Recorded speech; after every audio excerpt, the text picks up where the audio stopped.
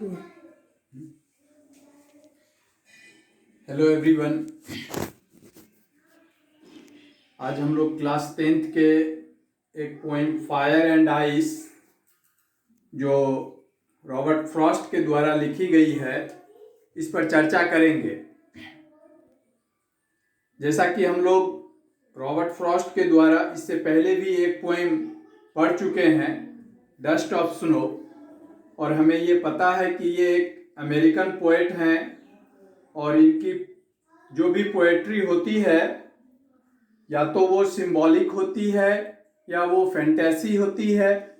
तो आज जिस पोएम को हम लोग पढ़ने जा रहे हैं, फायर एंड आइस, ये जो है एक सिंबॉलिक पोएम है।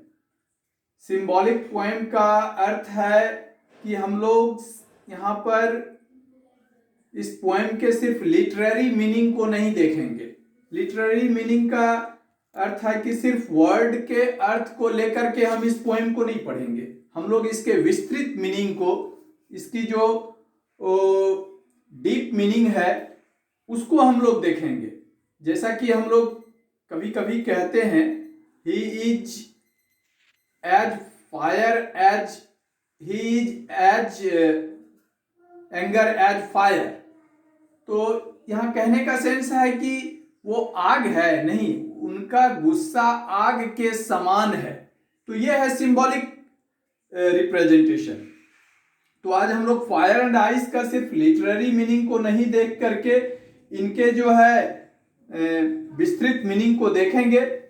और जैसा कि यहाँ पर रॉबर्ट फ्रॉस्ट कहना चाहते हैं कि ह्यूमन एक्सप्रेशन को लेकर के इन्होंने इस पोएम को लिखा है। ह्यूमन एक्सप्रेशन के लिए इन्होंने दो वर्ड यूज किए हैं, फायर एंड आइस। फायर का जहां तक इस पोएम को ले तो अर्थ होता है डिजायर, पैशन कह सकते हैं, वांट्स कह सकते हैं। इन एक्सप्रेशन के लिए यहाँ पर पोएट ने फायर वर्ड का यूज किया है, और आइस वर्ड जो यूज की गई है वो है हैटर्ड, मतलब घृणा के लिए, कि लोग का जो ये फीलिंग्स, ये एक्सप्रेशन होता है उसके लिए राइटर ने यहाँ पर ये आइस वर्ड का यूज इन्होंने किया है। हकीकत में अगर हम, जैसा कि साइंटिस्ट का सोच है, यहाँ पर ये डिस्क्राइब नहीं की गई है, लेकिन जब आप इसको देखेंगे और इसके डीप मीनिंग में जाएंगे तो ऐसा है कि साइंटिस्ट की जो सोच होती है वो दो तरह के लोगों की बात उन्होंने यहाँ पर की है।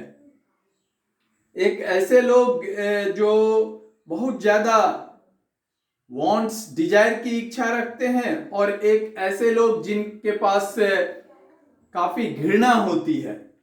तो हम लोग उसी संदर्भ में आज इस पोएम को देखेंगे। और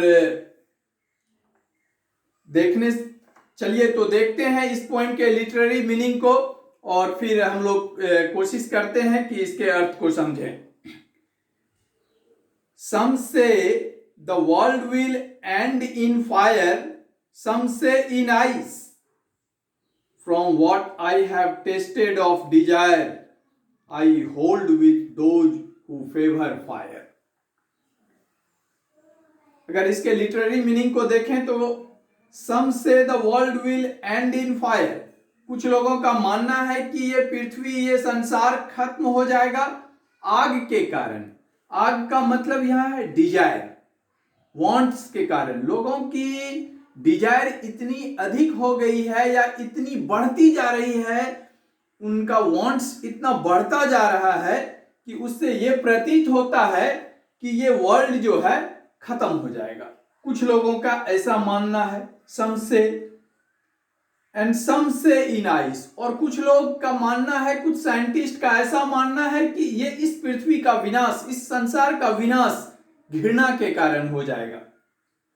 लेकिन from what I have tasted of desire, I hold those who favor fire। लेकिन मैं यहां पर उन लोगों से सहमत हूं, उन साइंटिस्ट से सहमत हूं जो ये बता रहे हैं कि ये पृथ्वी जो है, ये अपना संसार जो है, ये वांट्स, ये डिजायर के कारण खत्म हो जाएगा।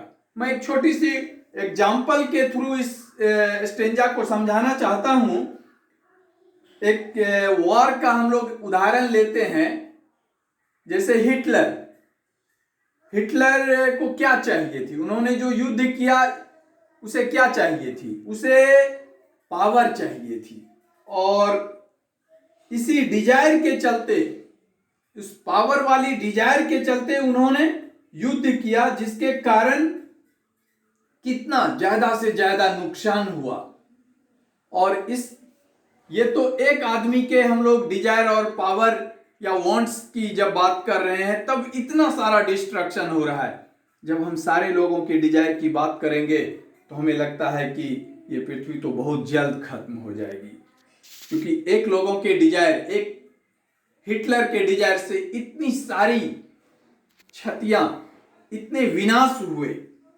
तो अगर हम सारे लोगों की डिजायर की बात करें तो बिल्कुल ये पॉसिबल है कि ये वर्ल्ड खत्म हो जाएगा।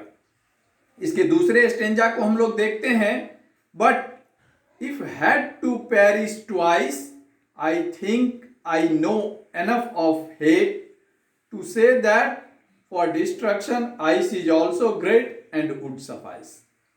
यहां पर पेरिस का अर्थ हमने बोर्ड पे लिखा है, खत्म होना, समाप्त होना, टू डाई, और सफाइस का अर्थ है बी एनफ, बी सफिशियंट, मतलब उतना जो है ये कारण सफिशियंट है किसी भी चीज को खत्म करने के लिए। तो ऐसा कहना है कि अगर सभी लोग 2 बार मरेंगे, सपोज कीजिए अगर सभी लोग 2 बार मरते हैं, तो इस धरती को 2 बार समाप्त होना पड़ेगा, बिल्कुल समाप्त होना